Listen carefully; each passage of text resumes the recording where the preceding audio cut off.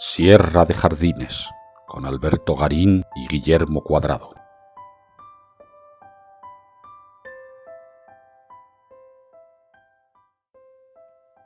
Fue hacia el año 820 cuando en la abadía de San Gal, un monasterio benedictino que se encuentra en Suiza, no lejos de la frontera austríaca, se elaboró el que se consideraba el plano ideal para un cenobio benedictino. Para algunos historiadores, este es el primer dibujo de arquitectura que se lleva a cabo desde el fin del Imperio Romano de Occidente hasta bien avanzado el mundo gótico en esta Europa occidental. Pero si algo nos interesa de este plano, no es tanto la distribución de los espacios religiosos y el vínculo que estos tienen con la liturgia propia de los monjes, como la cantidad de referencias que el autor del plano de San Gal colocó sobre las necesidades de agricultura, jardinería y herbolario que los monjes benedictinos podían requerir para una abadía tan grande como esta de San Gal, que en el momento que se dibuja el plano ya tiene más de un siglo de existencia. En realidad, hay un espacio en el que la mayor parte de los que hemos podido visitar monasterios nos hemos preguntado siempre si era un sitio habitualmente ajardinado o es una cuestión más contemporánea, que es el claustro, porque es evidente que alrededor del monasterio, y tal como está indicado en el plano de San Gal, podíamos tener todo tipo de huertas y herbolarios. Pero ¿qué ocurría al interior? ¿Qué ocurría al interior del espacio enclaustrado, donde los monjes contemplativos en principio iban a desarrollar la mayor parte de su vida? ¿Había espacios para estos jardines? ¿Los claustros son lugares ajardinados? Pues bien, vamos a tratar de responder a esta pregunta con nuestro jardinero en Sierra de Jardines, Guillermo Cuadrado, que va a ser quien nos va a permitir una vez más viajar a través de la historia de los jardines y en este caso recorriendo los claustros de los monasterios para entender hasta qué punto estuvieron ajardinados. Una vez más, Guillermo, gracias por acompañarnos en Sierra de Jardines. Un placer, Alberto. Es un placer hablar de jardines siempre.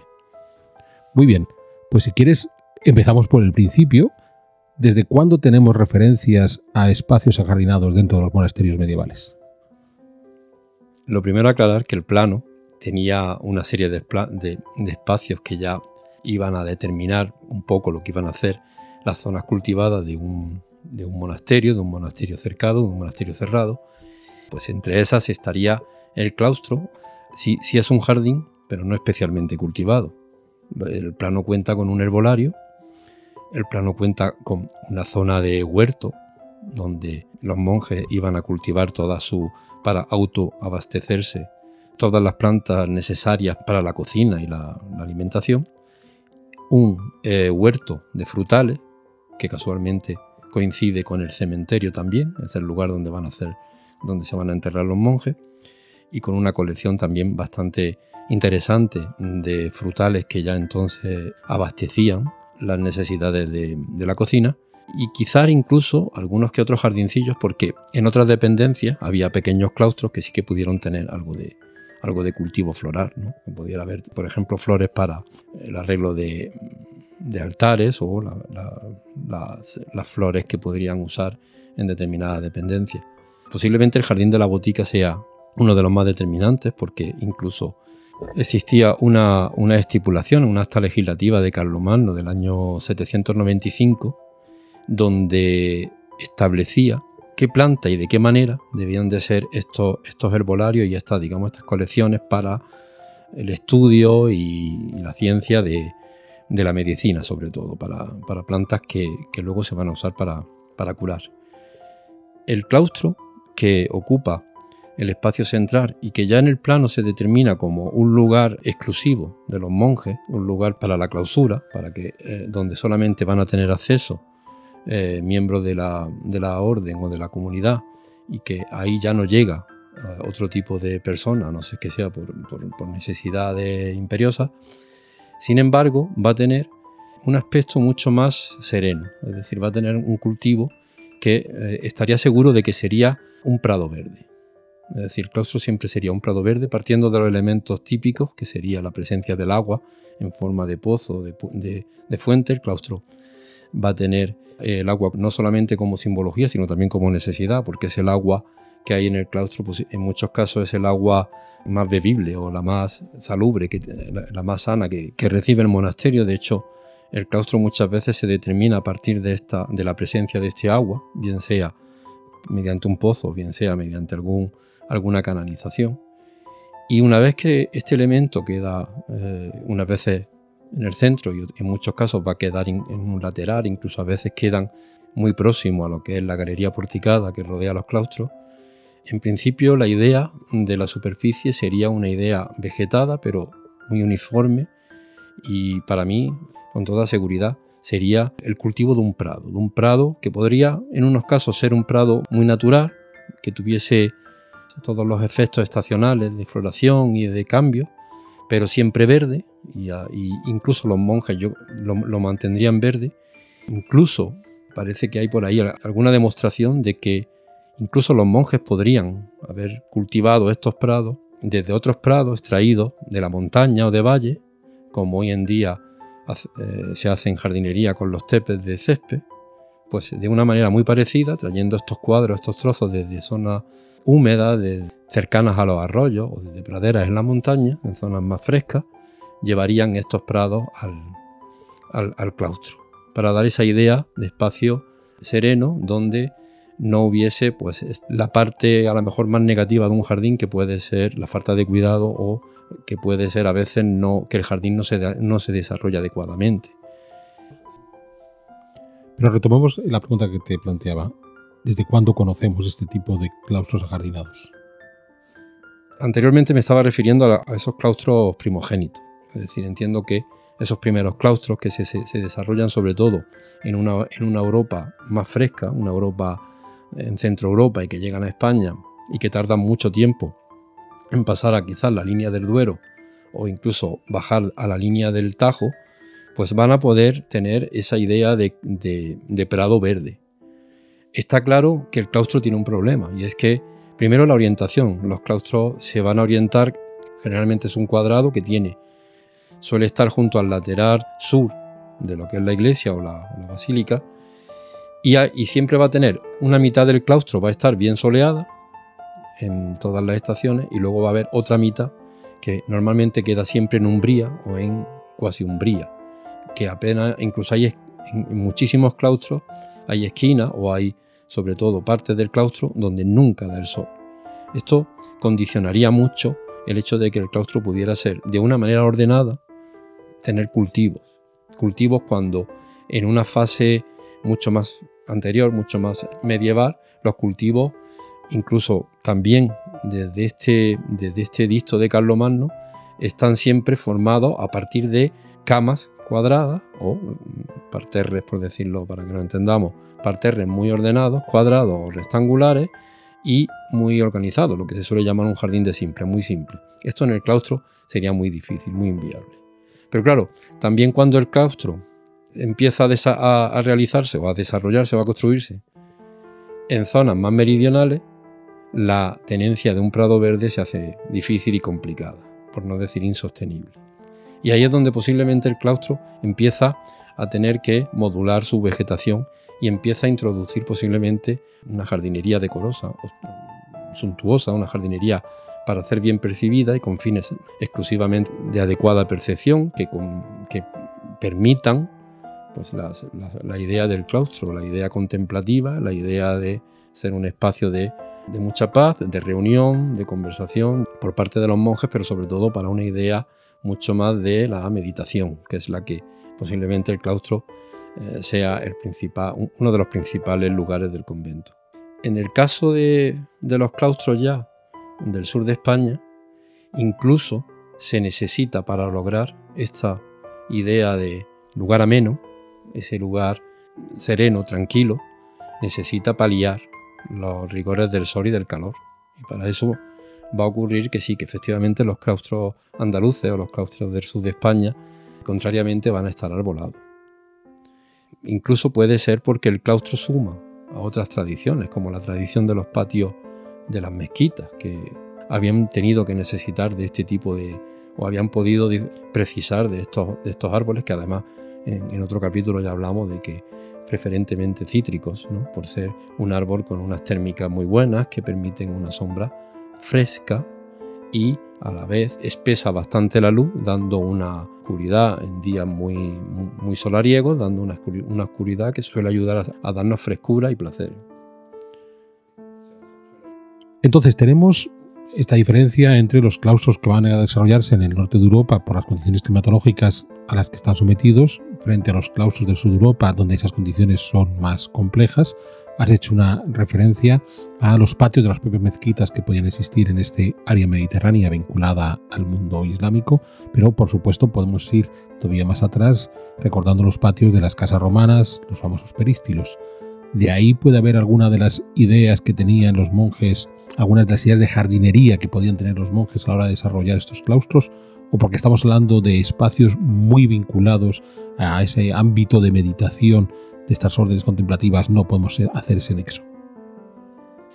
A ver, yo creo que pocos peristilos ajardinados tendrían o quedarían de aquellas etapas imperiales.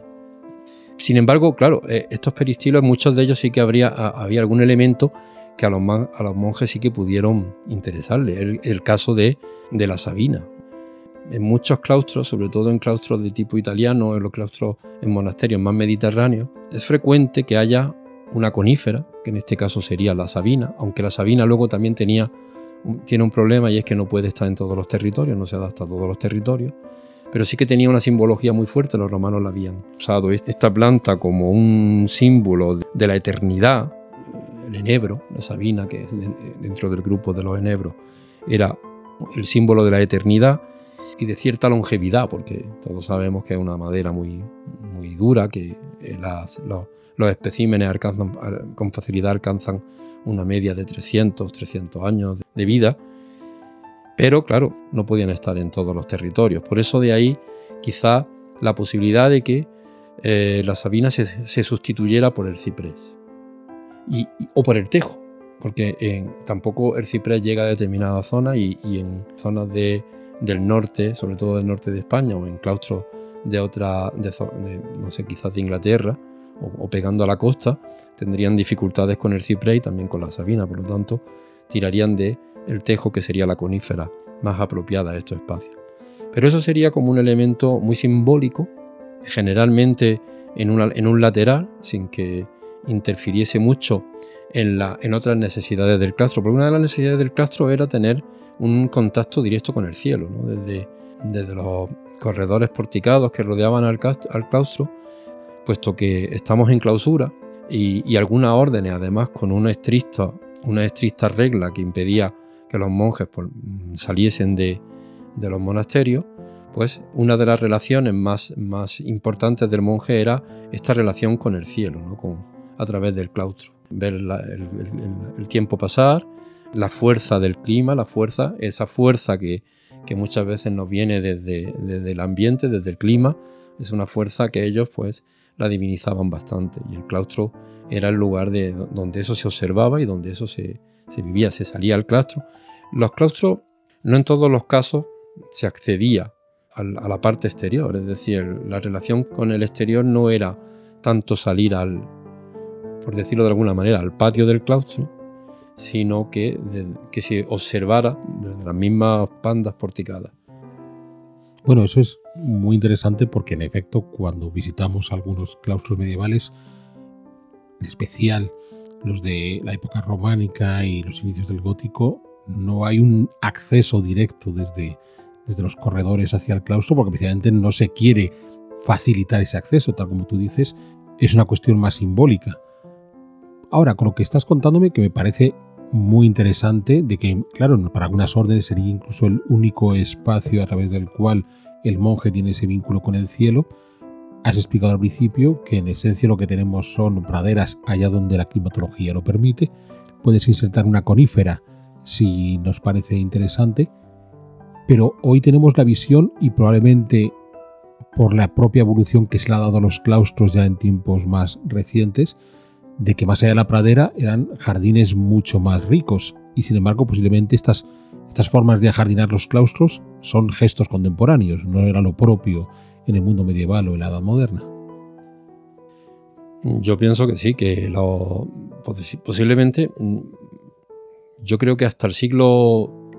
XIV-XV no pudiera ser que los claustros empezaran a hacer jardines más elaborados, copiando sobre todo, pues, porque tampoco estoy seguro si el claustro, bueno, el monasterio ofrece la jardinería afuera y el desarrollo, por ejemplo, de la jardinería renacentista o en algunas zonas sean fruto de una evolución de estos cuadros simples del monasterio, pero bueno, se me queda ahí un poco,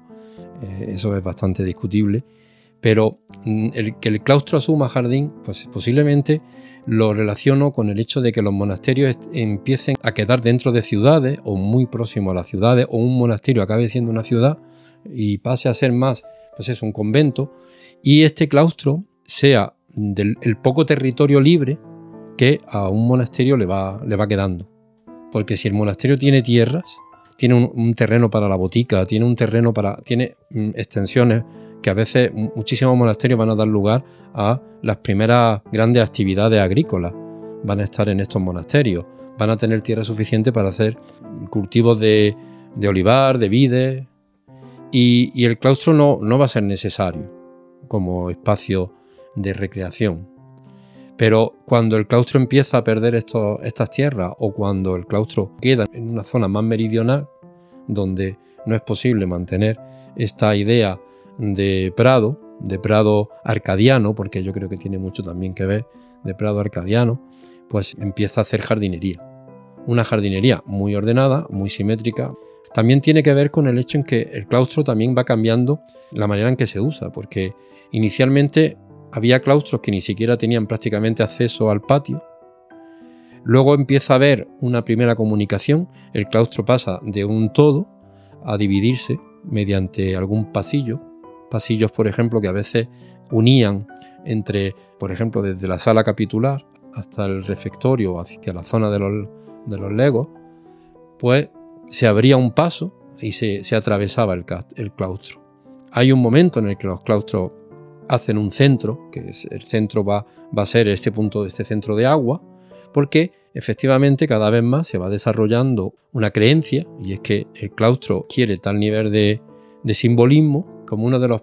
más importantes centros del monasterio, pues también se convierten de alguna manera en el centro de la tierra para cada monasterio, y en el claustro de alguna manera se simboliza el paraíso, se simboliza ese lugar de paz, ese lugar perfecto, ese paraíso, digamos, esa nostalgia del paraíso según el Génesis.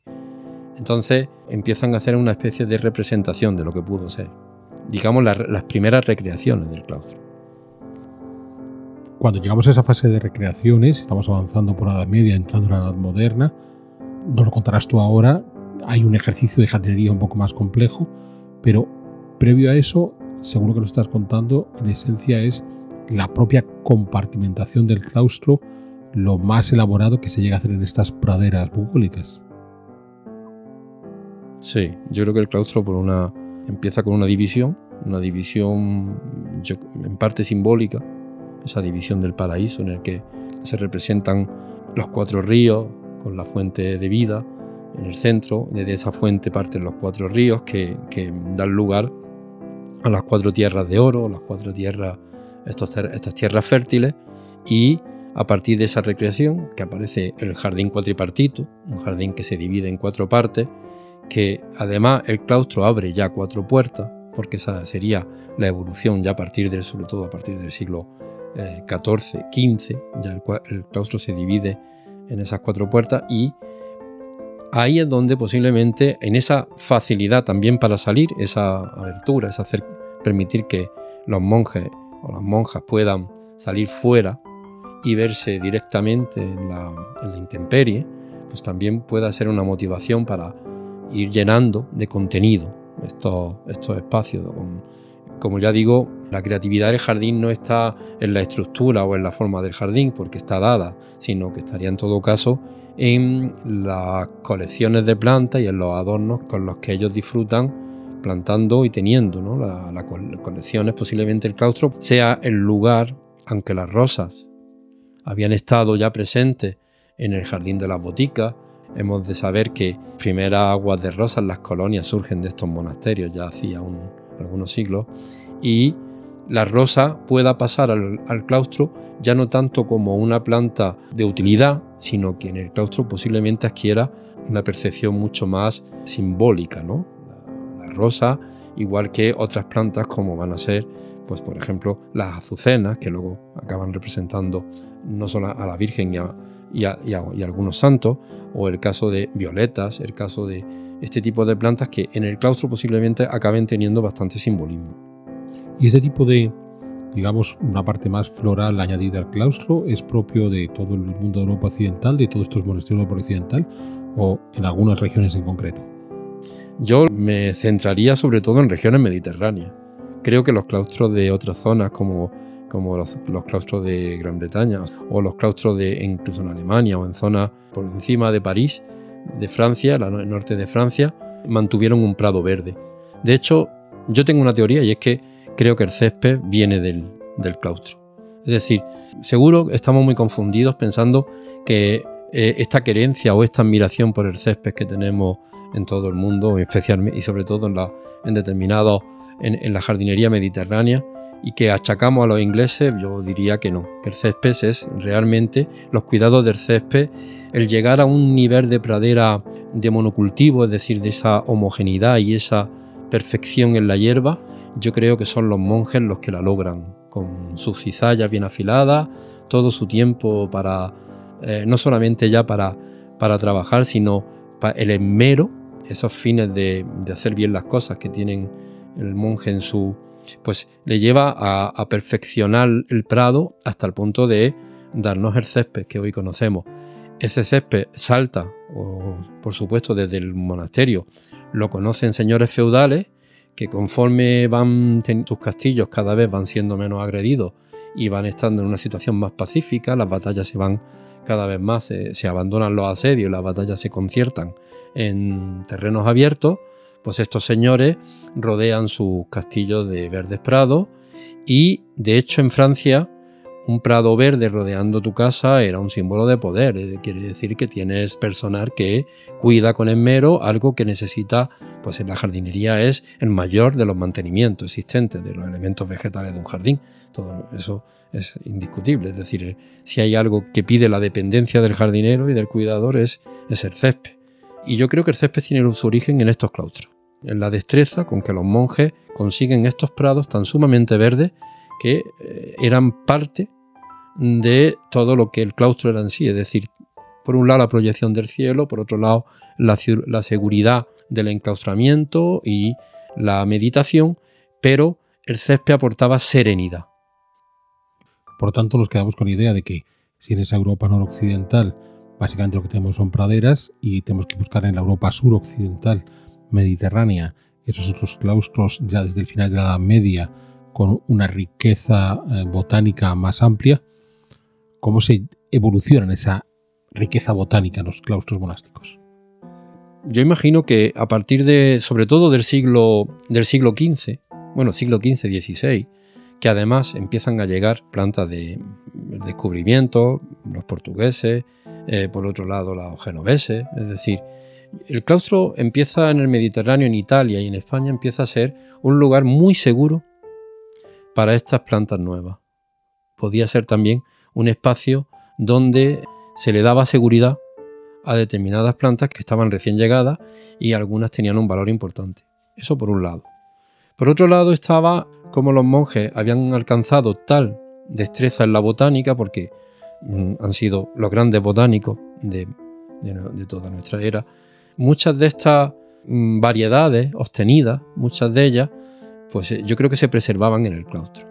De hecho, cuando hablábamos de los cítricos, claro, no hablábamos tanto de claustro, pero podríamos hablar perfectamente de que el claustro, muchos claustros del sur de Italia, en Sicilia, o de Malta, y por supuesto del Levante y del sur español, pues han sido verdaderos laboratorios del cítrico, donde los monjes han seguido trabajando, por ejemplo, pues esa evolución de cítricos que hablábamos en otro episodio. Y esa sería, de hecho, el patio de naranjo, que ya vendría de antaño, porque está claro que estaba en muchas de las mezquitas. Ya hablamos de que el patio de la mezquita de Almería, el de Málaga, el de Córdoba, eran patios con naranjo y palmera, y el claustro hereda perfectamente esto. En Granada es uno de los claustros posiblemente más bonitos, de los que personalmente, de los que a mí más me han gustado siempre, ha sido el claustro del monasterio de las Jerónimas de Granada, todo de naranjos, perfectamente ordenado y dando unas cualidades térmicas, bueno, de bienestar, tanto en invierno como en verano. Bueno, en verano ya el colmo es que un día de sol sofocante puedas estar en este claustro con la frescura y la sombra de los naranjos, por no hablar del olor a azahar en primavera y de las propias naranjas en invierno, o sea que era casi perfecto. Tenemos que ir cerrando porque se nos acaba el tiempo. ¿Qué nos quieres enfatizar? Porque en próximos programas podremos entrar a analizar de forma minuciosa, y has traído un ejemplo de las Jerónimas de Granada, determinados monasterios y conventos para dar más detalles de cómo evolucionaron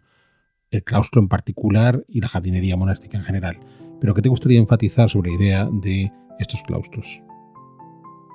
Bueno, esto sería un criterio muy particular, pero para mí es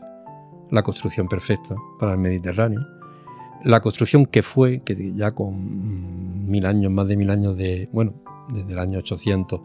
1000 años de antigüedad, sumados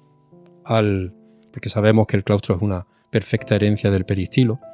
El claustro además es curioso porque estamos por un lado, está la religión cristiana, o sea, los que están haciendo por un lado los claustros de estos monasterios y por otro lado las culturas islámicas, sobre todo en Al-Ándalus, o el mejor caso el del reino nazarita, están haciendo patios porticados en sus palacios